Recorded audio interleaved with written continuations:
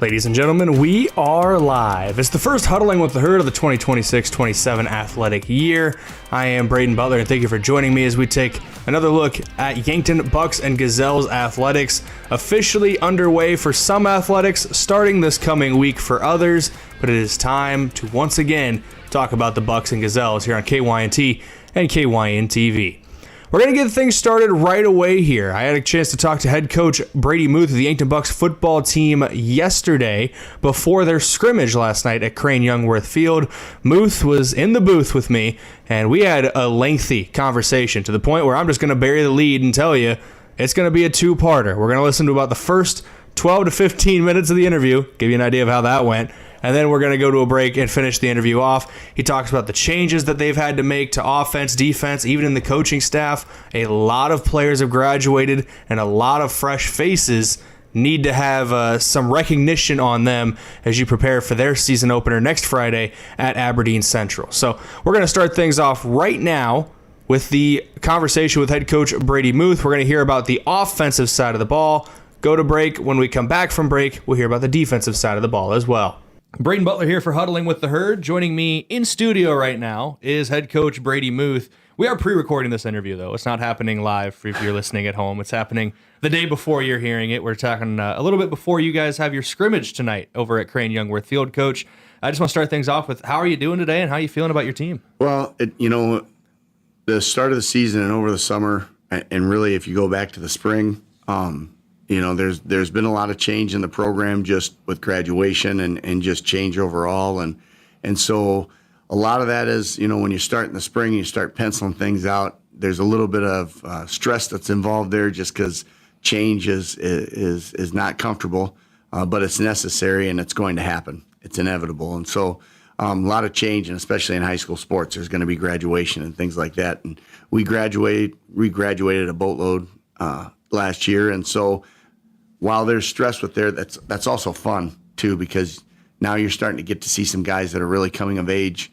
And we've talked about this a lot, the way we've kind of built our program, up to this point, we've had guys that have really had to work hard to get, just 1 year of playing time. And so we've got a little bit of a mix where there's some guys that have worked their tails off to get to this point and they're excited for their opportunities and they're hungry. And then there's some other situations where we do have some open roster spots. And so there's some youth that's able to kind of get sprinkled in there. And that's exciting too, because you see a lot of these kids as they're coming up and they're driven and the amount of competition that comes out of that is really refreshing. And it's really a key tenet to our program. And you went pretty in depth there. You got a lot of changes, obviously. Graduation was the name of the game for you guys in the offseason. Just looking at starting on the offensive side of the ball, you'll have a different starting quarterback. I think your two top leading receivers last year graduated. I think three actually all graduated. Your starting running back graduated. Had some pieces of the offensive line move on. So who's looking to step up in those roles for this year? Yeah, so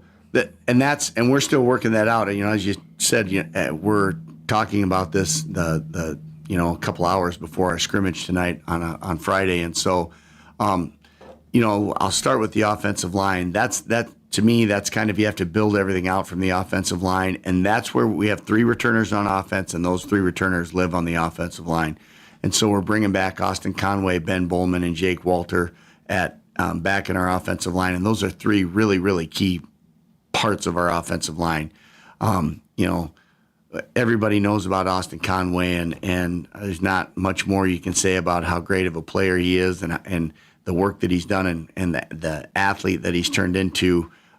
He's a 3-year starter, and he's been special since he's been working with us. And so to see the culmination of his career take place here as a senior in Yankton, we got guys that start for 3 years. That's kind of exciting.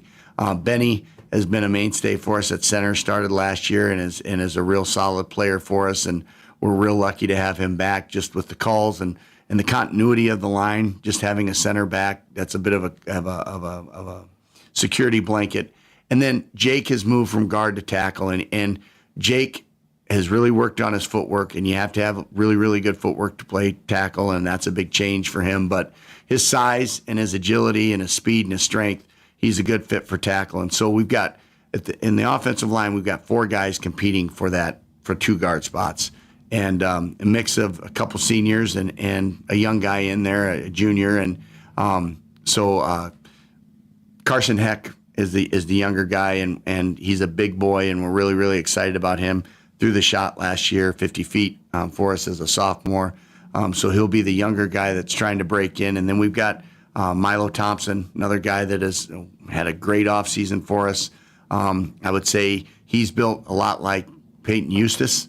And so in that guard spot, we really need guys that can run and get up to linebackers and play with that athleticism and play with a little bit of an edge, and that's Milo's kind of game. We've also got Kane Steinberg, who Kane has done just about everything we asked him to do. As a freshman, worked really, really hard, and as a sophomore and a junior, and was out for wrestling, did a really good job of working to get stronger in the offseason. And then the other senior is Logan Burnt, who got some reps last year as a junior and has really developed on his way up. But those four guys have to kind of figure out themselves through competition who the two starters are going to be. And so that's been exciting. But it also is nice to have four guys for two spots and not two guys for four spots. You know what I mean? Yeah. So I mean that's a big difference. The amount of competition you have then allows you to really focus, and you can really work to get the best 11 people on the field. We do have some new faces at receiver. It'll be a mix of guys. I don't know this year if you're going to have a guy like an Owen Eidsness that's going to be our one standout. But the player on the perimeter and really on offense that is really going to make things work this year is Tegan LaCroix. Tegan, and I'm not letting anything out of the bag, but Tegan played some reps at quarterback last year. He played some reps carrying the ball. He played some reps catching the ball. And it'll be a lot of the same there. His quarterback role will expand a little bit. We've got some different packages for him, because if you can start every play with the ball in his hands, we're a little bit more dangerous there. And so the trick has really been trying to find out. We've got a hit chart. We want Tegan to have so many touches in a game, and it's going to be up around 20 touches. But it's going to be a combination of, is he carrying it, is he catching it, or is he throwing it? And to have a versatile athlete like that you can play around with in your skill position group is really, really important. But he'll make an impact a lot on the perimeter in the slot. We're really working to try to find an X receiver, and that's kind of our single side receiver, Miles Drotzman, who has played a lot of offense as a younger guy, but really made his bones playing defense. But he'll get some reps at offense this year. He's been really exciting. Will Sager is another guy just with his speed. Has been really exciting. Ivan Hirschman is another perimeter player. So in some of these names, Ivan got on the field a little bit, special teams and things like that, but saw him in basketball, and he really evolved as an athlete over the offseason. So we're excited about him. And another guy that we're really excited about is Jackson Reichen. Jackson is a kid that I can't say enough good things about Jackson and about his heart and what he wants to do for our program, and not just the football program, but all the programs he's involved in. At Yankton. He just is a kid that is a coach's dream. He wants to be better every day, and he wants to work hard for the team. And so Jackson will get some reps at that Y spot. He's a big, long, lanky guy, and really understands space well, and that I think comes from playing a lot of basketball. And so that spread Y spot that we have is kind of a spot where you have to understand space. The running back spot and the H-back spot, again, we're trying to work that through. Last year, Madden McQuaid, if we look at the depth chart through graduation, Madden McQuaid is the next H-back that kind of steps up there. But Madden has also worked a lot on his athleticism. He has aspirations of playing after high school, and you got to be able to run if you want to play linebacker at the next level. And so he's really worked at getting a lot quicker and a lot more agile. He'll get some reps at T as well, but H-back is with his attitude and with his physicality at that spot. And now as a senior, understanding how the offense works and being a weapon in the pass game, at H spot for us is a really valuable quick release and for our quarterbacks, and it's an easy, quick answer. So Madden will kind of rotate a little bit between our tailback spot and our H-back spot. At the tailback spot, we're not going to have a situation like we did last year with Jace. Jace was a guy that we could give the ball 25 times a game, and he was going to stay back there, and he was going to run until he was gassed. We just don't have that guy right now that is a running back only. And so we'll have a little bit of a running back of committee. The lead horse in that stable is Carson Crawl. Crawley is a physical specimen. I mean, you watch him work in the weight room, and just the attention to detail he takes in performance and how he can make himself better. Carson started for us at linebacker last year, but we knew he would be able to play running back. We just didn't need him that much. He was our second back, but Jace just did not want to come off the field. And so Carson will get some touches this year. You will see Tegan LaCroix lined up in the backfield at that tailback spot. And as I said, Madden McQuaid a little bit. We also have some younger guys that we're really, really excited about.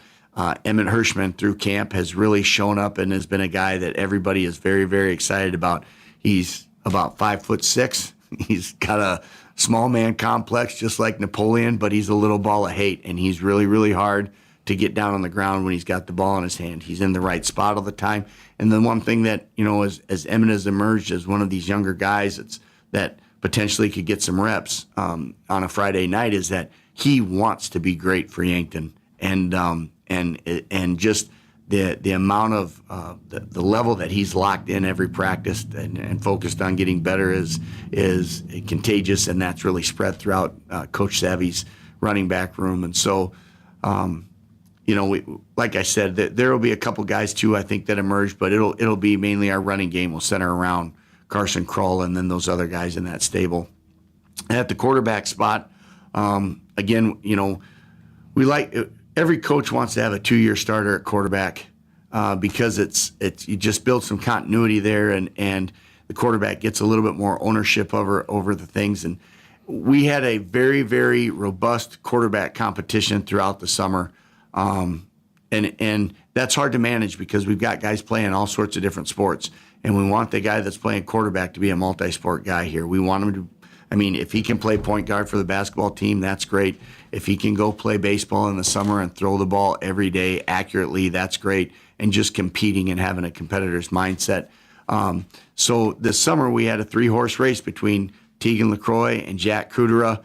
And then the exciting guy that is catching a lot of attention right now is Henry Del Forge as a freshman. And there was another one in there too. The Sailor kid he played quarterback for the freshman team last year and quarterbacked a team to an undefeated season. But his skill set is so much to where he's going to show up on the field in the perimeter catching the ball. And so Carter Saylor is a guy that was quarterback and has transitioned to another position, but he's still in that mix where we could sprinkle him in, same way we're going to use Tegan, and get the ball in his hands and just let an athlete be an athlete. And so as the dust settled through the summer, it was really those three. And I know it's strange to hear in Yankton a freshman competing for a quarterback job, but Tegan is different than those other two guys. He's not as tall, but he's a lot quicker, and he's really good in the run game. But he can throw the ball 50, 60 yards too. So Tegan is more of a dynamic run pass / kind of a quarterback, where Jack and Henry are more prototypical 6'3", 180-pound drop back guys, but they can run too. They're athletic, and that's why it's important that our guys are multi-sport athletes. It's not just sit back there and throw the ball. And so that quarterback spot, it's been so strange in Yankton, and we've been so blessed in the time that I've been here. We've had really, really great quarterbacks to where every year it seems like we've got an open competition, and every year we end up with a really, really good quality quarterback. And I don't know what's going on right now with the kids in Yankton, but we've been really, really fortunate to have some great quarterbacks, and it makes our job hard. But again, competition is gonna get us to the top, and I think we've settled on Jack as the quarterback. I know we've settled on Jack as the quarterback just with how everything fits and will shape out, and Jack has earned that spot. Jack at the quarterback spot. Last year, he's grown, and you could see him grow through basketball season. I think last year was maybe 6 foot tall, and this year he's all at 6'3", 6'4", and he's gotten bigger and stronger. He's much more agile, and his throwing. He's worked really, really hard on his throwing motion. That's one thing I'm most proud of Jack at. He's become a really student of his own game, and the way he throws a football and delivers a football, you could put it on tape and you could sell it to other kids and say, this is how you throw a football in the 21st century. And so excited for Jack to lead our offense. But again, he's got all these other great pieces. He doesn't need to be the show, but he has the ability to. I say it's you talk at length at the end there about the quarterback spot. My 5 years of being here, you've had all great starters. Yeah. All of them have competed or been named All-State in Class 11 AA. I mean, for those who maybe have been living under a rock, you go from Rugby to Lucas to Easton to Tate. All those guys compete at a very high level. All those guys making at least the state semifinals as your starting quarterback. Yeah. Like it's a maybe a heavy crown to wear sometimes, but you have it. Seems like a very good room right now. Yeah, and I would say a lot of that is to, I mean, I know I say this a lot, and I don't want to sound like a broken record, but Yankton is a real special place as far as, I mean, we're a small enough community to where everybody kind of knows what's going on, and everybody can see things, and people are very visible, and the football program is visible. And, you know, in the summer, we're working 2 days a week with youth kids, second grade through eighth grade. And so Jack is a really good example of that. Jack started in that program when he was a little guy. And so Jack has been running our offense, I mean, since he was in the start of his grade school life. And so when he goes to practice, he has all of this in his mind already, and his decision-making happens that much quicker.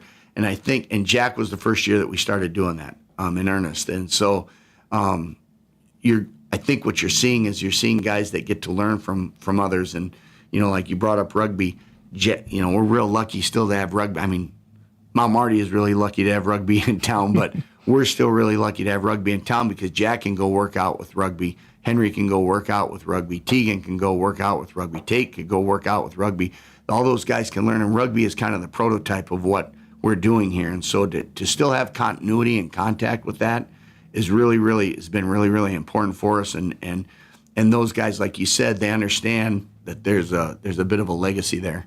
And so to be part of that, you know, like quarterback club, I think that's what they call themselves. It's kind of like the group that meets for lunch. They gotta fight Bob Winter for naming rights. Yeah, but these guys are the quarterback club, and so to be part of that group, not just for the guys that are playing right now, but as a collective whole, you know, for the guys that came before you, and then the guys that, believe me, there's a pretty good batch of young ones coming up too that I worked with all summer that are going to be pretty exciting for people to watch on Friday nights as well.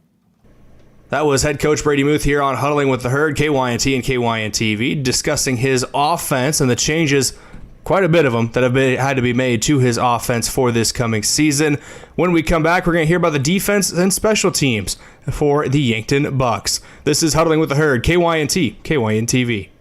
Looking for the perfect pair of glasses? At Vision Care Associates, we've got you covered. Step into our showroom and discover our vast selection from timeless classics to the latest trends. With several styles to choose from, you're sure to find the perfect match for your look. Experience personalized service and expert care, whether you need help finding the right frame or adjusting your new glasses for the perfect fit. Vision Care Associates, where the health of your eyes comes first.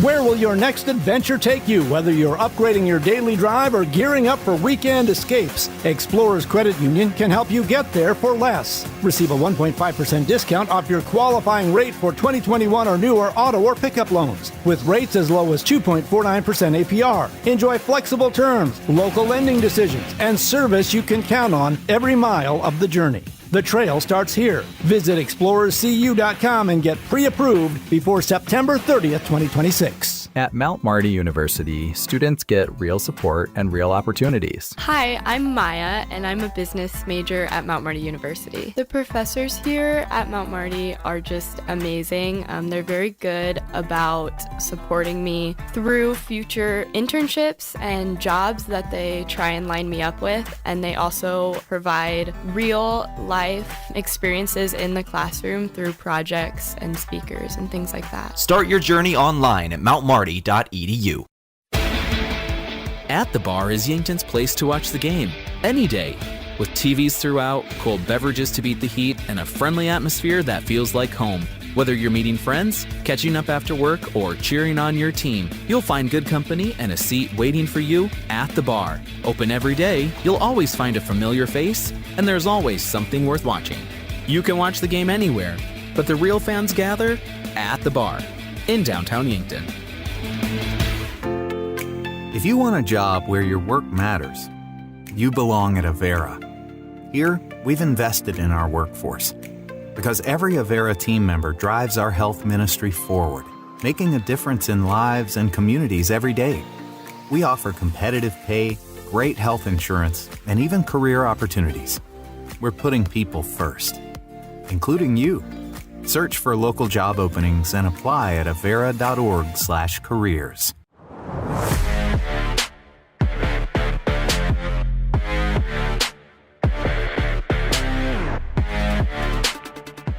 Welcome back here on KYNT and KYN TV for Huddling with the Herd. We heard from head coach Brady Muth about his offense and the changes on that side of the ball here before our first break.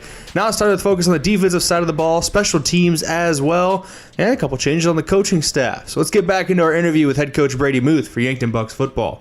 You know, Coach, we've talked for a while now already, and I feel like maybe some of they call them old heads, old school football minds, might be upset that we haven't talked about your defense at all in almost 15 minutes of conversating here. So I do apologize for them listening at home. But on the defensive side of the ball, obviously the big name to replace is Edley Amaro off the edge. But a couple other guys as well move around. But you mentioned your linebacker core. Seems like you're bringing those guys back from last year. Yeah, and so this year, again, graduation, you know, there's a lot of names and a lot of statistical output to replace after last year, and Ed's one of those. I mean, double-digit sacks 2 years in a row. It's really hard to replace. But when you're returning a defense that has your two inside backers coming back, you've got something. It's kind of like returning a quarterback. If you've got those two guys that played all year last year, and those two guys that we're talking about are Madden and Krull, those two guys together have worked together all summer. And the amount of continuity that they've built and how they work together and understand each other, that is very, very valuable. We are losing not just Ed, but also Talon and Jake Bivens on the edge. And so we had three real edge rush guys last year. And this year we don't have just your prototypical edge rush guy that's going to be 6'3", 220 pounds and can get upfield and keep contained. And so the one thing that Coach Olson has done a really good job is the way that defense is built is very flexible. And so just with the structure of the defense, we're able to move from an odd front to an even front. You've seen us do that before, even in game, and it's pretty seamless. We're not having to reinvent things. So this year, instead of we've been running a 4-2 defense, we'll move to a 3-4 defense, which, to be totally honest with you, depending on if the front is over or under when we're sliding our defensive line up front, it's going to look a lot of times like an even front to people that are up top. But the difference is those two outside backers that we have will be very dynamic. And so, at that outside backer spot, we've got the two guys that have taken the most reps have been Jackson Reichen and Ivan Hirschman. But there's another, there's a really good mix of older guys. Brody Schrage has been taking reps at that outside backer spot. And he's a veteran player that's coming back from an injury, and he's really, really hungry. And then we've got some younger guys. Zane Portillo, a lot of people have heard that name through wrestling, and I'm really proud of the partnership that we've worked to develop with our wrestling program, and some of the fruits of the spoils that have come from that. Zane is one of those guys that you watch him wrestle, and you watch the way he plays and just the way he's built. He's very aggressive. He understands leverage, and he's really good at getting people on the ground. That's a really good fit for an outside backer in our defense. And so to be able to take a young guy like him and put him in an outside backer spot where maybe the responsibilities are a little bit easier, the reads are a little bit easier, he can get on the field faster, and he can showcase his talents. He's in the mix, pushing for playing time. Another guy that has showed up an awful lot on offense at that Y spot, that H spot, and also on defense is Jack Scalzi. And so there's another freshman that is getting sprinkled into the mix that because of his abilities and his physical stature, he's able to add a little bit of competitiveness to that situation.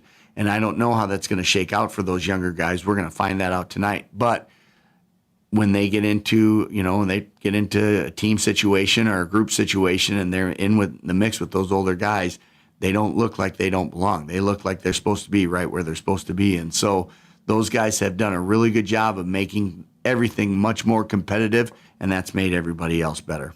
And so that's our linebacking core. there will be some other names there, but those will be the core names that are really fighting for playing time there. On the defensive front, we replace everybody, and we replace, Drace Gaskins is up playing at Northern State right now, and he's having a heck of a fall camp. But, I think Drace, both on offense and defense, maybe there's some big names there, but Drace is going to be a player that we're going to miss just because he was pretty solid at that 3 technique for us last year and allowed us to play a really, really good even front. And so replacing guys like Drace are going to be really, really hard. That nose position, there's a couple guys there that are really working for that nose position, and you'll see a mix too of our offensive line. Jake will get some time on the defensive line. Connie will get some time on the defensive line. All of those guys. Carson Heck will get some time on the defensive line. But the guys that are specifically competing for just defensive line spots, Jamison Rogers is a kid that has come up through our program. He's a hungry kid. He's kind of done every year what he needs to do to help himself get better, whether it's being out for wrestling or whether it's being in the weight room. He's done a little bit of both. He's listened to his body and he's listened to his coaches, and he's really put himself in a position to compete for a starting role at that nose guard spot. And he's another guy. He's got guys that he's played with or watched play when he was a freshman and a sophomore, and he's wanted to be that guy for a long time, and now it's his chance to get an opportunity there, and that hunger really drives a lot of passion for playing football at a high level, and we're excited to see what J-Mo's going to do. He's a big body, but he's got really good hips and plays with really good pad level, and at that nose guard spot and out front, if you can eat up the center and take care of, if we can get him to double gap, then that really makes an out front magical. Then you can start to really bring some interesting pressures, and you can let your linebackers play a little bit more freely. So Jamison is one of those guys that's that is going to get some reps at the nose guard spot. Jeremiah Lucio is another kid. He last year dealt with some injuries as a freshman. We got that cleaned up in the offseason, almost immediately after his season. And in the winter, kind of worked through that injury. And then the summer, he didn't miss a day in the weight room. And so he's been a kid that's been very dedicated. Those two guys are real similar. They're both, about the same height, same stature, big build, play with low pad level. And so both those guys are going to make things tough for opposing centers. Another guy in fall camp that's been really exciting and a real pleasant surprise has been Colden Cameron. And Colden is another young guy who's a big, strong kid. It was a lot of fun to watch in the weight room this year. Really worked on becoming a better athlete, a better runner. He's a big, strong kid already, but just to be more athletic, you got to have some athleticism to play at this level, and he's really worked hard on it. So he's going to get some time. Those 4 technique spots that we talked about, we'll rotate some of those offensive linemen in, but there's a couple other kids that have been really exciting there. Corbin Saylor is a kid that I watched wrestle all winter long and has a really, really tough, hard-nosed attitude and has a bit of an edge to him, and he'll be able to play that 4 technique. He's not maybe the biggest guy, but just with the leverage he plays with and the edge he plays with, it's going to be really exciting to see what he can do on that spot. And across the state, I think we'll have one of the bigger offensive lines. And so when we're up against opposing teams, against us, Corbin looks a little bit undersized, but he holds his own. Against other teams that maybe have a little bit smaller offensive line, you're going to see maybe a little bit more physicality show up with Corbin just because, he's going to match up better with some of those, the offensive line from the other teams. And another kid, another edge or a 4 technique that we've got playing is Smith.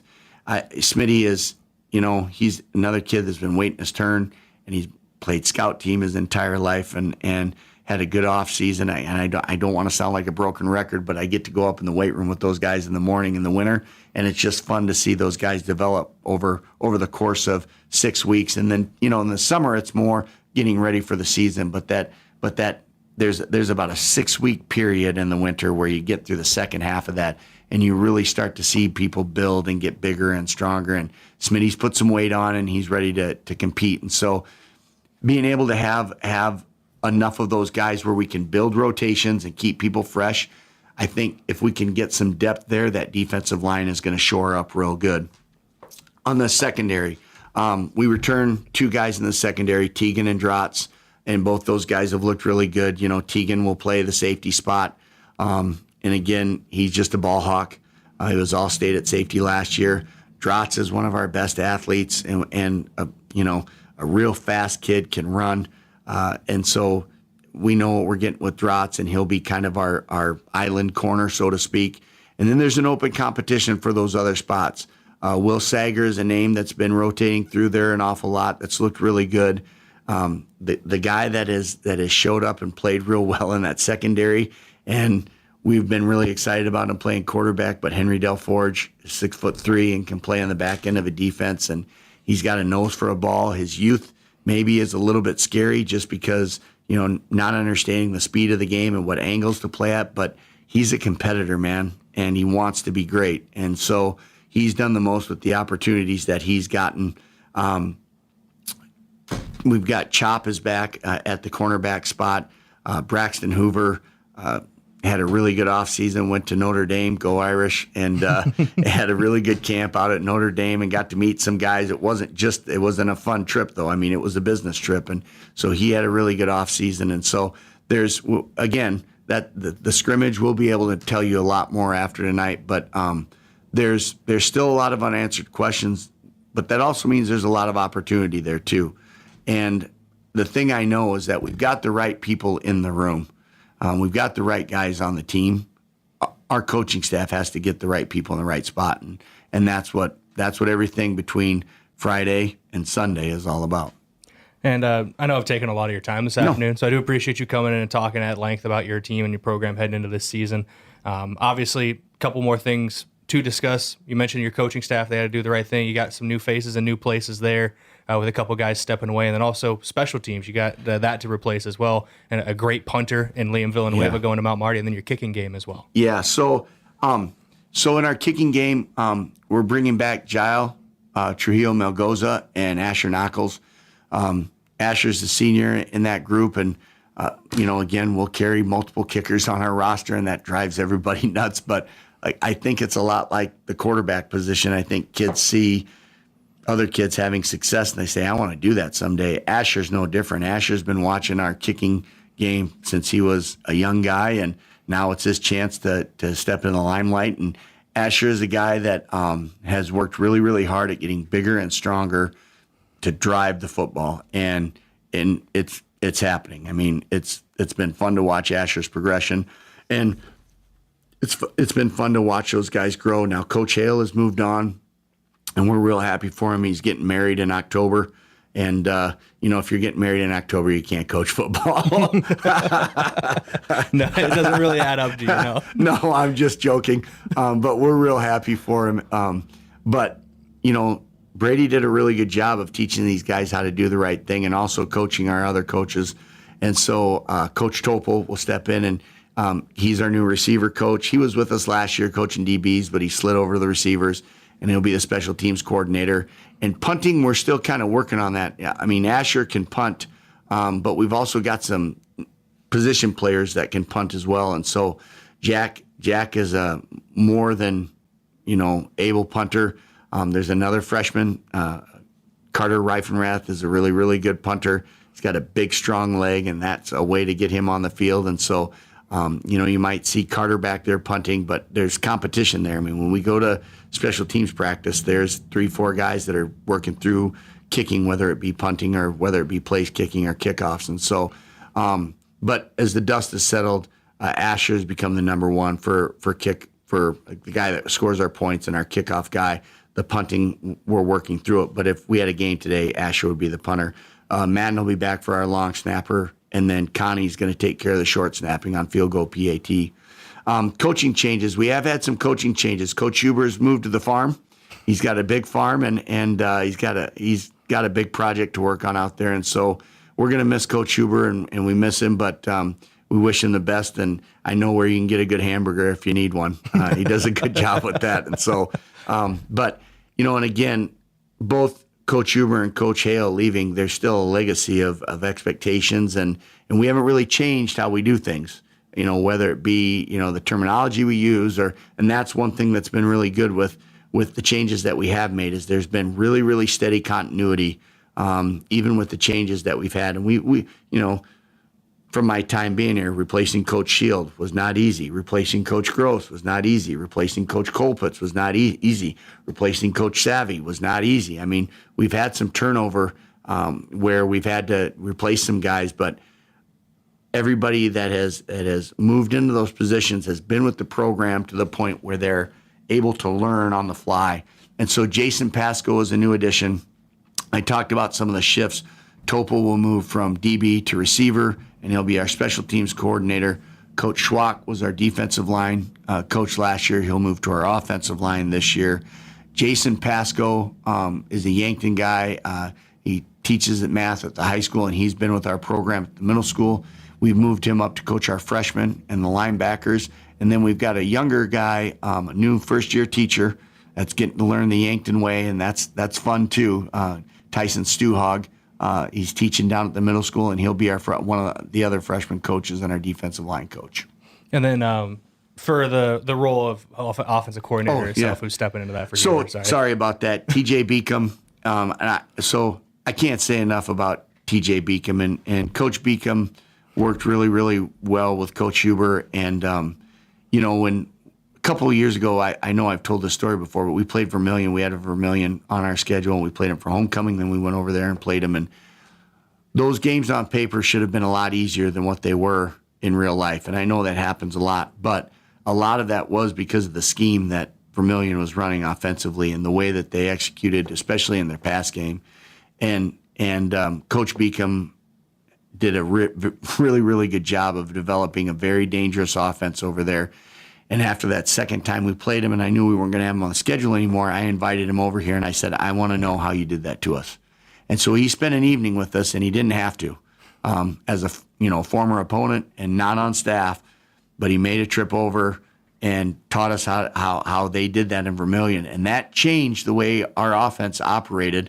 We didn't change our offense, but it changed the way we process our offense, our players process the offense to make things happen a little bit more quickly. And I think that's kind of when you saw rugby's game take off and move a little bit more. Progressions happen that much quicker, and it's just the nuances that there's a lot that goes on to coaching an offense, especially in the pass game. And so Coach Beacom will take over on the offense, and it's been fun to see. It's still the same offense, but just the wrinkles that he's added. It's fun when you give people ownership over things, and they just run with it. And the kids have been really excited. There will be some new wrinkles and some different things. It'll still be our offense. We will still try to go as fast as heck, but there's going to be some things that we'll do a little bit differently. And so excited for TJ and what he's going to do for us here this fall. Coach, thanks for coming in and taking quite a bit of time to talk to us here. Once again, I appreciate you taking time in your afternoon here before your scrimmage. Next week we'll have you guys in live. However many coaches you want to bring, we will have Pizza Ranch Pizza. Hopefully we can feed all of them. You say that, we're going to have all of them. Be careful. But we'll see how our things going. We'll see how things are going next week after your season opener up in Aberdeen. We'll be up there with you. And Coach, thanks again for taking time to talk. Good luck on the season. You bet. Good seeing you.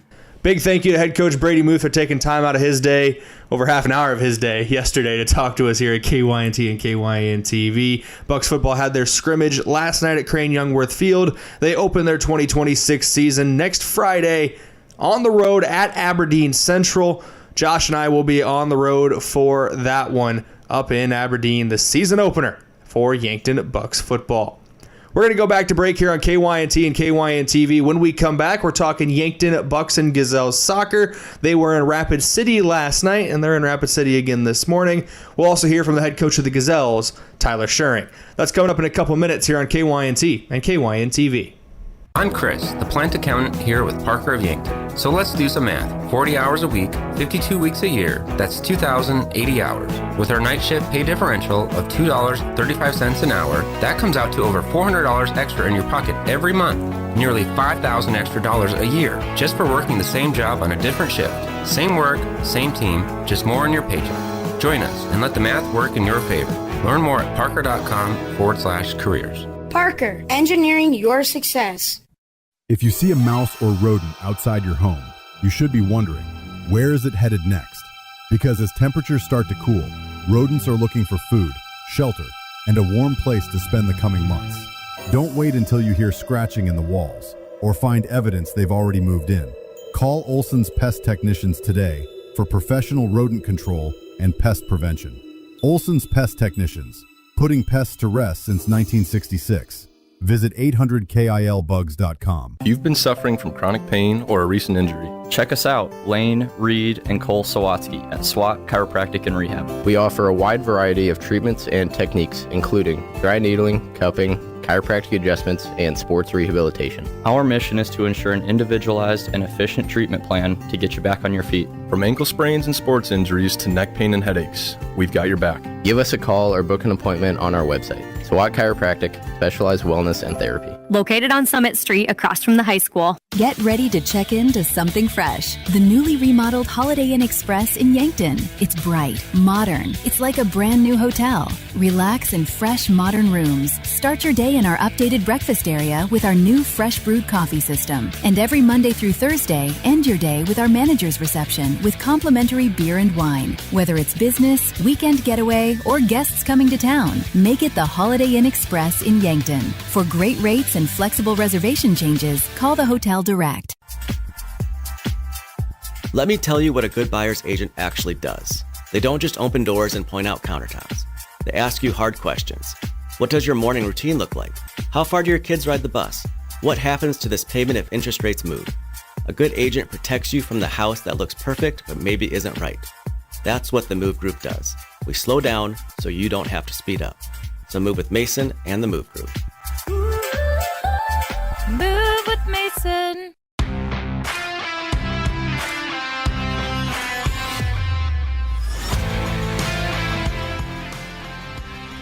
Braden Butler here again on KYNT and KYN-TV. You're listening to Huddling with the Herd. It's time to talk about Yankton Bucks and Gazelles soccer. They're out west right now in Rapid City. They had a doubleheader against Rapid City Central last night. They have a doubleheader against Rapid City Stevens today. We'll start yesterday against Central. It was a sweep for Yankton. The Bucks and Gazelles both picking up wins. The Gazelles earned a 7-1 win in game number 1. Eden Wolfgram recorded a hat trick to lead the Gazelles. Lucy Johnson, Ayanna Becker, Aviana Seiler, and Therese Johnson also scoring a goal as well. The Gazelles back in action today, of course, against Rapid City Stevens. On the boys' side of things yesterday in Rapid City, the Bucks picked up their first win of the season. Tony Guitrone scored twice as the Bucks were able to defeat Rapid City Central 3-2. Jordan Gaymar had a goal as well as an assist for Yankton. Coulter Great and Zane Becker adding an assist each as well. Yankton, of course, back in action today against Rapid City Stevens. Those are the results from last night, but I got a chance to talk to head coach Tyler Schuring of the Yankton Gazelles earlier this week over the phone and gave a preview of their season and also a recap of their year so far. A big game last week against Sioux Falls Lincoln that the Gazelles were able to win their season opener. And, of course, getting a win last night, but also talking a bit in this interview about today's matchup with Rapid City Stevens. So let's go to that interview now. It's head coach Tyler Schuring of the Yankton Gazelles. Braden Butler here for Huddling with the Herd. Joining me now over the Pizza Ranch phone line is the head coach of the Yankton Gazelles soccer program, Tyler Schuring. Coach, season underway. You officially got started last week, and you're out in, as people are hearing this, you're out in Rapid City. As we're recording this, we're still, we're Thursday as we're recording this, so not quite out west yet, but Coach, how are you doing today, and how are you feeling about your team here early in the season? Yeah, doing well. As far as the team, we're feeling pretty confident. We had a good summer worth of training. We had a really good preseason. We've got some really good leadership coming through the program and some really good talent as well. With our first game last Friday, coming out with the W there, I think it kind of sets the tone for the season and lets us know where we're at and what our expectations might be moving forward. And flashing back to last week's game, a 4-2 win over Sioux Falls Lincoln for you guys. I was looking online, and Bound Online only has records back to 2021, but that's been your first win over Lincoln since at least 2021. I don't know how much further back it goes, but a big win for you guys over what's usually a pretty good program in Sioux Falls Lincoln. Yeah, it's the first time we played them in a few years, really. And Lincoln usually has a very good team in the top 5 or 6 in the state come the end of the year. So we knew coming in there was going to be quality competition, and I thought it was a really good test for us at the beginning of the year to kind of find out where we're at and maybe get exposed in some areas so that we can look to correct those as the season moves along. I couldn't ask for much better. We got down early in that game, and the team really responded in the correct way, and we ended up being up 3-2 at halftime. So we responded well to that adversity going down early, but Lincoln's a team that they like to go really long and direct and put pressure on our back line, and we've got some experience there, but that's also our biggest area where we've got a lot of youth. And I thought overall they responded, and they're only going to continue to get better as well. Player I want to talk about showing up in the score sheet. 3 of your 4 goals are from the expected parties, and Avi Seiler and Ayanna Becker. But Therese Johnson's looked up on the score sheet, and she's a young player for you guys. So have you got anything on her that you want people to know? As she, made quite an impression for varsity playtime. Yeah, she's only an 8th grader, and she proved herself and over the summer and during the preseason that she has not only the physical capabilities, but the intellectual capabilities to really compete and help us out on the varsity side. And she's going to get a lot of minutes in that center mid for us, really gaining some experience as well. And, she's a player that likes to attack the ball, and, she ended up scoring on a corner kick for us. The ball came across, kind of got bumped up in the air, and she was able to volley it out and put it in the back of the net. So, got to give her credit there, not only for being in the correct spot, but her technique was on par. She got over the ball and she drove it. And, a lot of players in that situation are going to kick the ball over or just not, make as good a contact going for the volley there. So, I got to give credit to the young player there. I think she's going to be a huge asset for us moving forward, but really good first goal for her. You got your longest road trip of the season this weekend, barring maybe if you have to end up back out there at some point in the playoffs. But you're in Rapid City this weekend. As this airs, you guys will have played Rapid City Central last night. I mentioned it earlier, but we're recording this on Thursday, obviously. And then you'll have a matchup with Stevens as well this weekend. So just what are your expectations this weekend? And maybe more of a preview on Stevens, since that game is still to come at the time of airing. Yeah, this is always going to be a challenge for us. We don't typically play back-to-back games where we play a Friday and a Saturday. And especially doing that on the road in a long trip like this, it's a new experience for a lot of the players. And again, it's not something we do very often, so it's just something we're going to have to adjust to. And those Rapid City schools are used to playing back-to-back games, so they probably have a little bit of an advantage there. I do like the fact that we have Rep City Central at 5 o'clock on Friday, so the early game, and then we play Stevens the late game on Saturday. So that does give us a little bit more break time and recovery time there. Rep City Central, just a little bit of a preview on where we expect them to be. I think they're a little bit down right now as far as program-wise, but one of the big things preaching to the team this week is we need to make sure we're focused on the next game, not just the next game that we think is going to be more challenging for us. We want to make sure that we come out and we're prepared for Rep City Central that first game and don't really overlook them to maybe a Stevens matchup the next day. On to Rep City Stevens, they're always in the top 1, 2, 3 in the state. They're going to be very competitive. They've got a very young team, but they are extremely talented and well coached. Their midfield is going to be very quick on the ball, and they move off the ball exceptionally well. So we're going to have to be disciplined, make sure we're tracking runners there. Up top, they have probably one of the premier forwards in the state that we're just going to have to be aware of, and hopefully we can limit her opportunities because she's going to get some looks. We just got to make sure that they're challenging and not giving her any easy ones.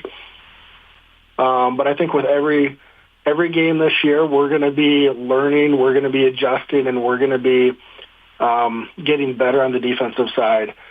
But I also think in every game this year, we're going to have to rely on our our more veteran or experienced attacking side of the game to really kind of lead us through some of the games and take some pressure off the back line. And I wanted to only ask one more question, but then you mentioning your veterans right at the end there reminded me of something else I want to talk to you about. This group of veterans, your senior class, majority of them were starting as 8th graders now 5 years ago. So just having that continuity with all of them moving through every year of high school together and getting that varsity, those reps, that repetition, those games under their belts. This feels like a very seasoned team that it feels like they have some lofty goals and then heading into this year. Yeah, I don't know if they were all starting their 8th grade year, but it was in that 8th grade freshman where they started to really get some experience. Just the varsity experience, just understanding the difference in the speed of play and the physicality is big. And to have a senior class like this that has gone through some of those trials and has learned, being out there at such a young age, that they've really developed into a very formidable senior class team that not only brings it on the field, but also leadership-wise. And I think that's a huge factor. But I also think that experience that they have and that leadership that they have is going to help with some of the younger girls that we're trying to bring through to fill some spots, because they're just able to lead them and show them the way. You cannot relate or replace, varsity playing time. Just that experience that you're going to get. And, we have loads of it on this squad, and I think it's going to benefit us as we move through the season. Now, the final question I wanted to ask you here is just who is helping out, if you want to run through your coaching staff, who's working with you this year to help this team? Yeah, so Kellen Mosier, middle school English teacher. He's been with us for 3 years. And he's my primary guy. He does a lot of the stuff on the back end, a lot of the paperwork to help out there. And he's been leading the JV team as we start the season. And he will be doing a lot of the defensive line coaching as the season moves along, which will allow me to work a little bit more on the attacking side. So he's been a great benefit there. So Coach Mosier and myself are working with the squad and continuing to improve. Well, Coach, I'd like to thank you for taking time today. Good luck this weekend and all season long. I know we'll talk to you at length throughout the season, and we'll be seeing you at Crane on Tuesday for your guys' home opener. Sounds good. I invite everyone to come out. We have tea area on Tuesday. Thanks to head coach Tyler String for taking time to talk to us here today on KYNT and KYN TV. After today's matchups against Rapid City Stevens, the Bucks and Gazelles have their home opener this coming Tuesday. We'll have coverage of that live on KYNT and KYN TV, 4:15 p.m. pregame on Tuesday with a 5 p.m. first kick or 5 p.m. kickoff for Yankton Soccer against T Area. We're going to go back to break here on KYNT and KYN TV. When we return, we're going to hear from the head coach of the Yankton Cross Country program. We're also going to take a look at when Yankton Volleyball is getting their season started for 2026. This is Huddling with the Herd, KYNT, KYN TV. Vision Care Associates, where the health of your eyes comes first. Sunglasses are an important necessity to protect your eyes, reduce strain, and minimize the glare of the sun's bright light. They also prevent the risk of eye diseases. At Vision Care, we help you find the right lens type and a stylish sunglass frame that fits your face so that they're comfortable. Vision Care Associates, where the health of your eyes comes first. Is it the competition that keeps bringing you back? The long-standing rivalries? Or is it seeing friends again and cheering on your favorite team? At First Dakota, we're here for it all. We appreciate the fans, the players, the coaches and officials, the concessions crew. The shared community experience is part of what makes life here great, and we're here for it. See you at the game. First Dakota National Bank, member FDIC. Life doesn't slow down for injuries, and neither should your care. With Yankton Medical Clinic Orthopedic Walk-In Care, you can be seen quickly, Monday through Friday from 8 to 5. No referrals, no long waits, just experienced, highly trained surgeons ready to help you heal and get back to what you love. And because we live right here in Yankton, your care stays close to home. I'm Dr. Jeremy Kudera, orthopedic surgeon with Yankton Medical Clinic. I'm proud to call Yankton home. We're your orthopedic team, and we're here for you. At H&H Roofing, we don't just fix roofs, we protect families. We're family-owned, locally operated, and dedicated to keeping our community safe and dry. Every nail, every shingle, every handshake, it all matters to us. From repairs to full roof replacements, we treat every home like it's our own. Because when your home is secure, we feel secure. For honest work and dependable results, trust the local team that cares. Call H&H Roofing in Yankton today. We've got you covered. Your days are busy. Drop-offs, meetings, practice, and then, somehow, make a healthy dinner. Skip the grocery run and let Hy-Vee help. With Hy-Vee online shopping, you can order your groceries in minutes, choose pickup or delivery, and get back to what matters most. Fresh groceries, great deals, and one less thing on your to-do list. Download the Hy-Vee app or shop online at Hy-Vee.com today. Hy-Vee, making lives easier, healthier, and happier.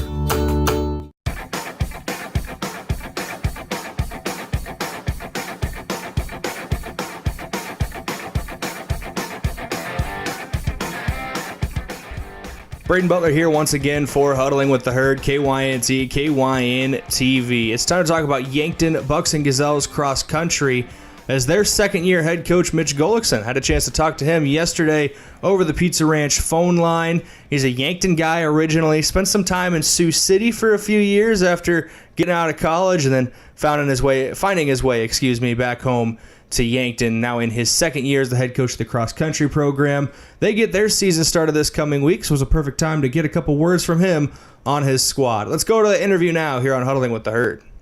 Braden Butler here for Huddling with the Herd. Joining me over the Pizza Ranch phone line is the head coach of the Yankton cross-country program, Mitch Gullickson.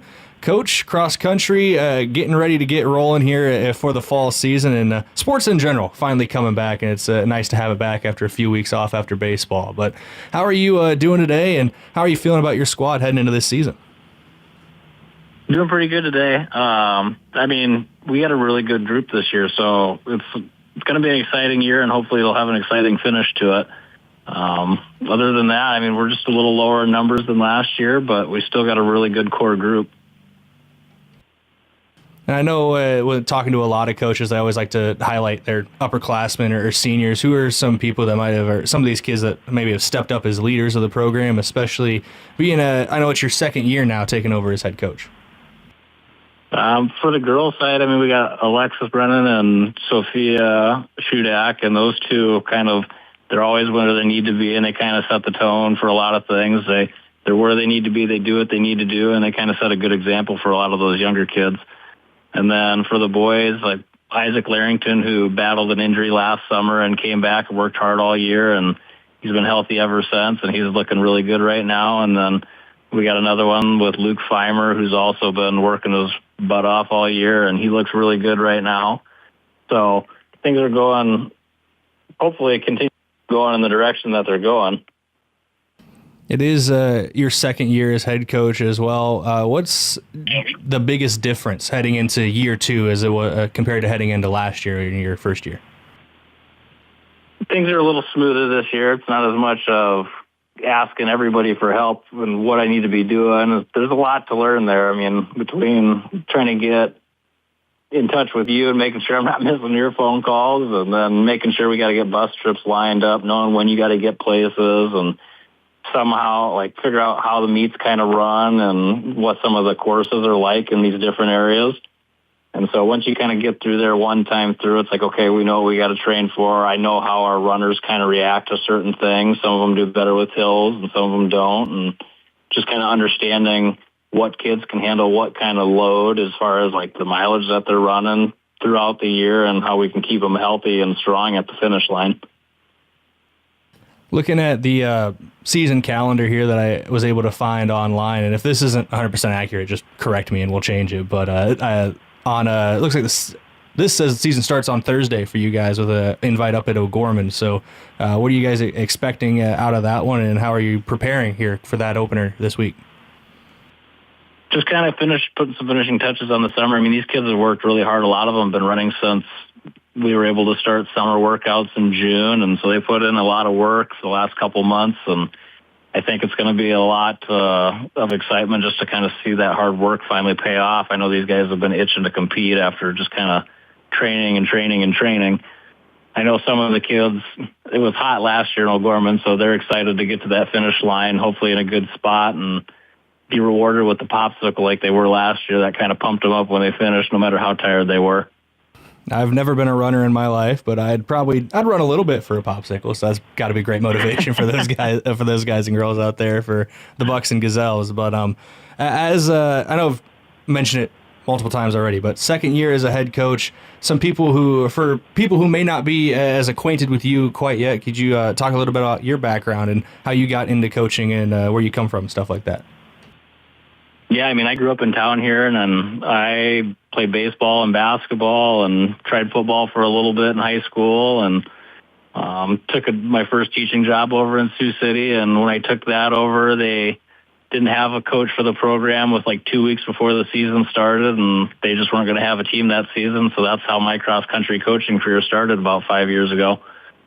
Or it was probably 6 years ago. But so I did a couple years there coaching the Sioux City West track and field and cross-country team, and got a gig over here a couple years ago, 4 or 5 years ago, and the position came available, and I was lucky to be offered that head position by our AD, Mr. Moores, and things have been, I mean, it's been quite an enjoyable job. I'm glad I was able to get back into the realm of cross-country, so things have been awesome, honestly. So.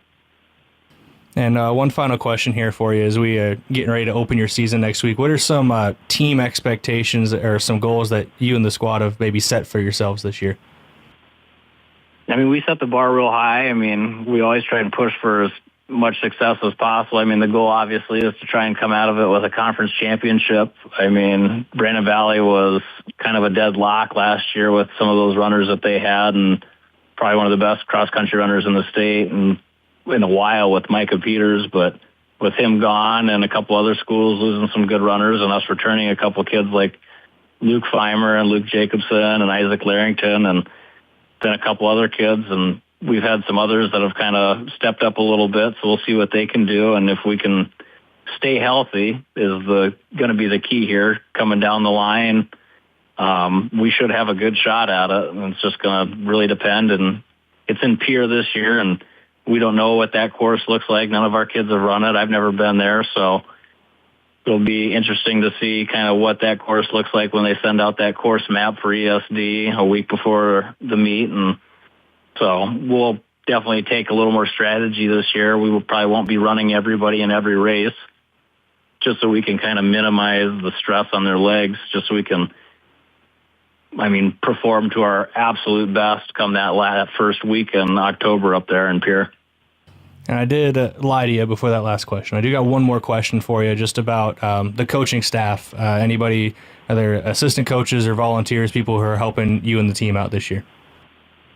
Yeah, Evan Steiner's back to kind of help me out with the high school team. And then we got a new middle school coach with Sydney Altenberg. She just got done playing basketball at Mount Marty. I know her mom is the middle school coach up in Harrisburg, and she seems excited about getting in with our program, and she's been doing a lot of hard work and getting stuff rolling for the middle school kids. So we're excited to have her.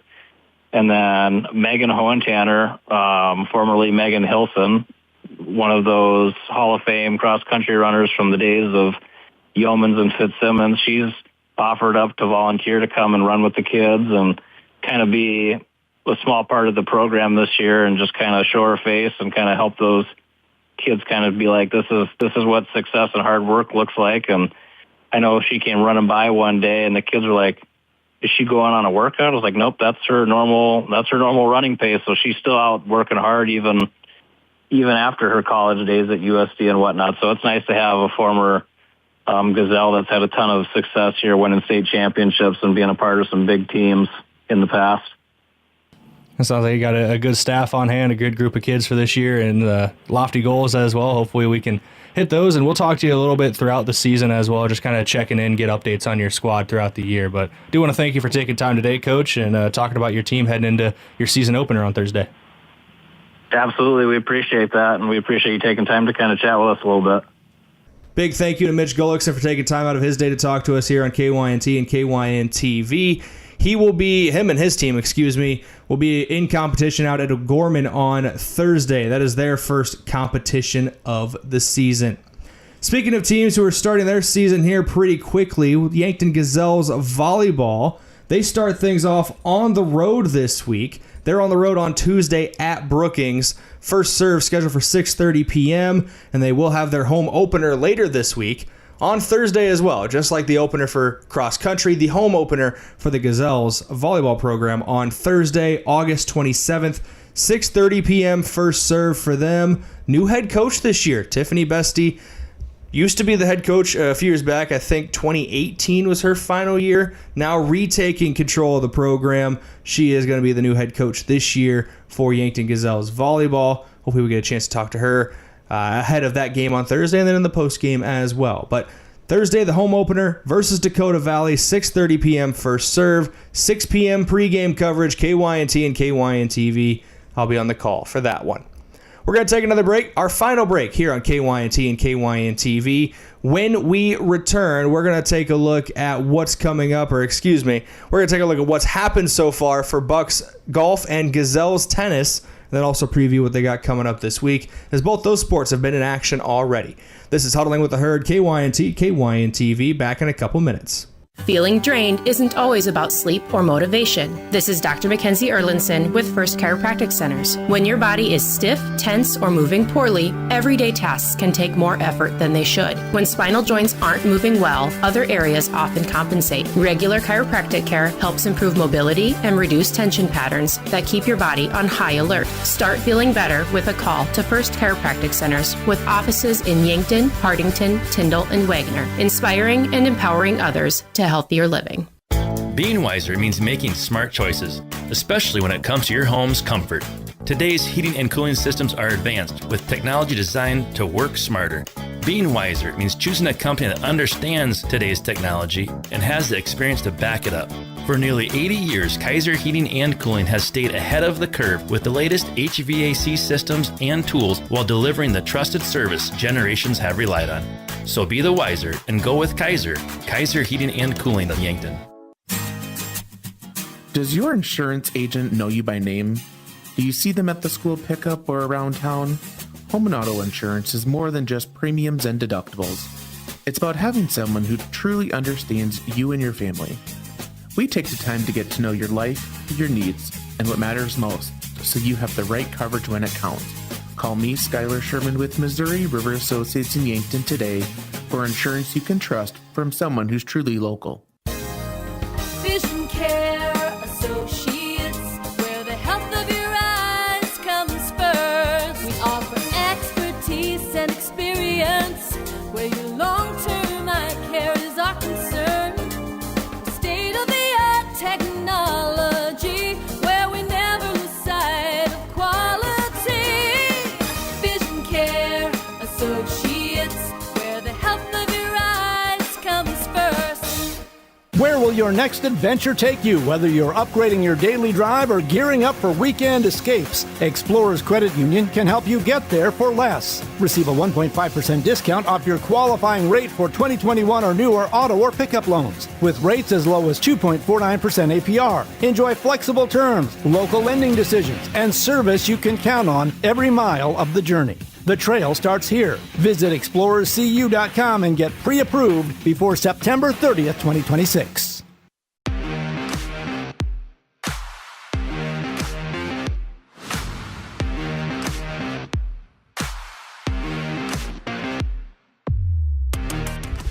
Welcome back here on Huddling with the Herd, KYNT, KYNTV. It's time to talk about Yankton Gazelles tennis and Yankton Bucks golf. We'll start with the Yankton Gazelles tennis program. They got their season started last Friday, so a week from yesterday. They were out in Pierre, and they split their opening triangular of the season. They dropped their opening matchup with Pierre 5-4. Harper Anderson, Harper Weisenberger, and Ramsey Anderson all won in singles play, with Carolyn Kerner and Mary Rounds picking up a doubles victory. Yankton would end their day with an 8-1 win over Rapid City Central, sweeping doubles play en route to the win, only dropping one singles matchup in that one. After that, they would go to Lenox on Tuesday for a triangular with Lenox and Vermilion. They would split that one as well. The Gazelles would defeat Lenox 8-1, sweeping doubles play. Carolyn Kerner, Mary Rounds, Harper Weisenberger, Harper Anderson, and Ramsey Anderson all picked up singles victories as well. before falling to Vermilion in their second matchup 5-4. Vermilion would sweep doubles play. Kerner, Rounds, Weisenberger, and Ramsey Anderson all winning in singles again on that one.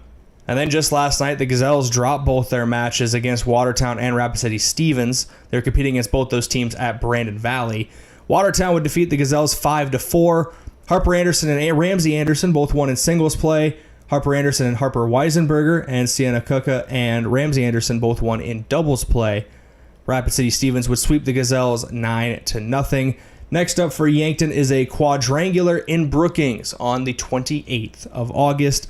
That's what's been happening so far for the Yankton Gazelles in their tennis season.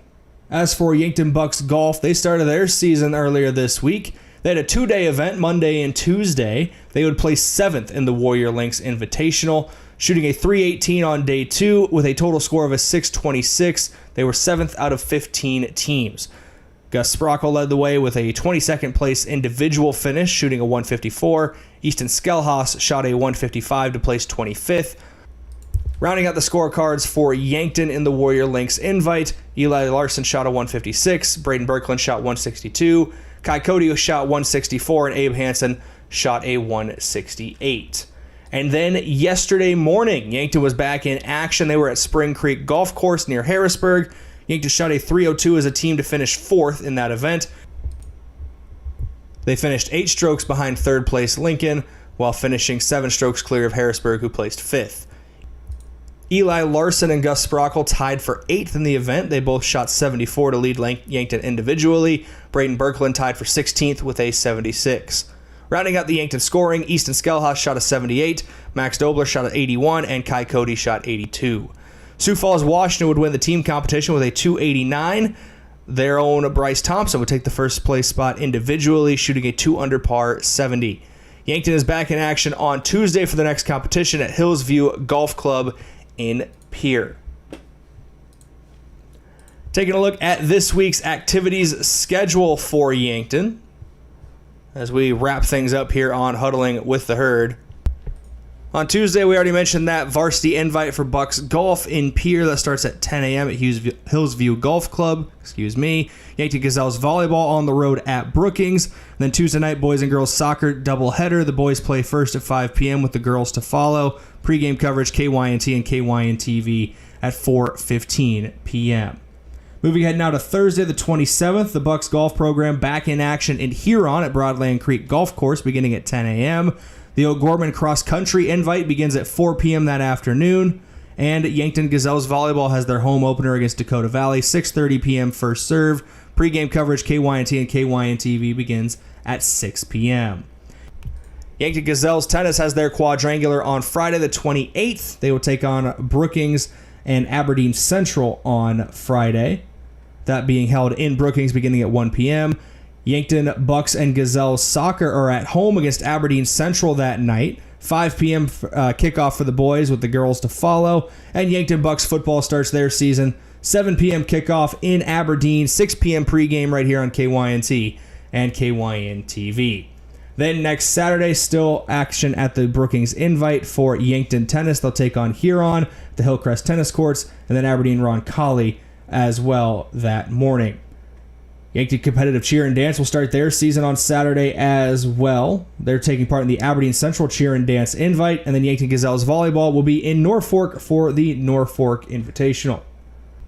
That's your look at what's coming up this week for Yankton Bucks and Gazelles Athletics, and that's going to wrap up another edition for Huddling with the Herd, or wrap up another edition of Huddling with the Herd, excuse me. Thank you for joining me this Saturday morning. We're going to be back every Saturday morning. I think the only 2 Saturdays we take off is around Christmas time and Thanksgiving. Outside of that, we're going to be here every Saturday until the end of the school year. So we're back. We're ready to go. Thank you for tuning in. Tune in every single Saturday. I've been Braden Butler. This has been Huddling with the Herd. It's been brought to you by Explorers Credit Union. Discover the difference with them at explorerscu.com. We're back next week. Until then, stay safe, be good people. Enjoy Riverboat Days weekend. Have a great rest of your weekend, everybody.